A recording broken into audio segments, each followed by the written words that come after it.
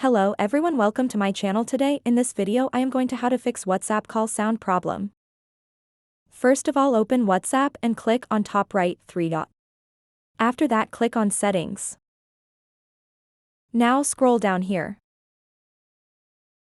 and click on the notification. After clicking on the notification, here you have to select a loud ringtone. After selecting the ringtone, go to the settings of your mobile phone.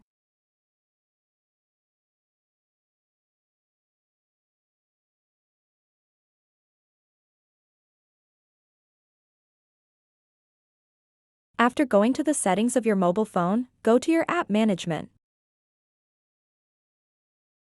Now click on app settings here. Now select your WhatsApp here. Now here make sure that you turn on all notifications. After that, go to your app permissions here. And all permissions have to be given to WhatsApp.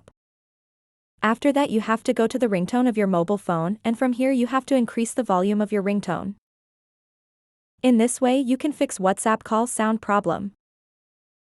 Thanks for watching this video. Please subscribe my channel.